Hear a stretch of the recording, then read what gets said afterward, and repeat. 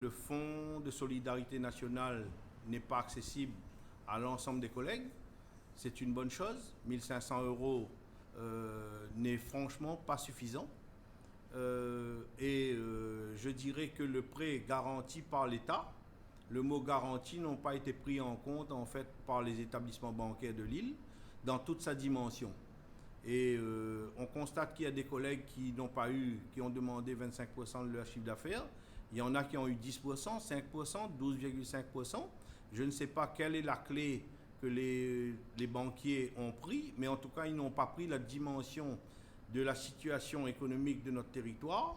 On va vers une catastrophe, vers un effondrement de la filière TPE-PME dans le BTP, si il n'y a pas une prise en compte dans toute sa dimension de pouvoir mettre de l'argent à disposition des entreprises pour qu'ils puissent passer ce cap.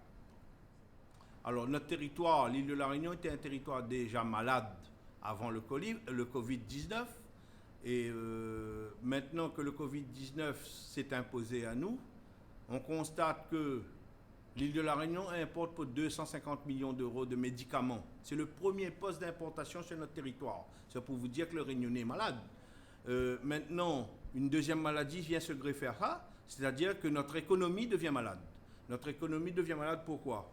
On a un fichier de 46 000 entreprises, travailleurs indépendants à l'île de la Réunion. Sur les 46 000 travailleurs indépendants, il y a 19 000 qui ne sont pas à jour de leur cotisation sociale. Ça fait du 41%. Il y a 22 000 entreprises qui emploient des salariés sur notre territoire. Sur les 22 000, il y a 14 000 qui ne sont plus à jour de leur cotisation sociale. Donc, ça veut dire que les gens, le temps de redémarrer l'activité, le temps, ça va être poussif et progressif. Le temps de redémarrer l'activité, de retrouver une capacité contributive à payer la charge courante et voir les arriérés qu'on nous demande de reporter, les gens n'auront pas les moyens.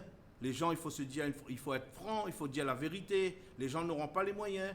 Les entreprises ne pourront pas rembourser tout de suite. Donc, nous demandons une exonération totale des charges sociales et fiscales depuis le Covid jusqu'à la fin de l'année pour permettre aux entreprises de retrouver une capacité contributive pour pouvoir assurer leurs charges courantes et les arriérés l'année prochaine.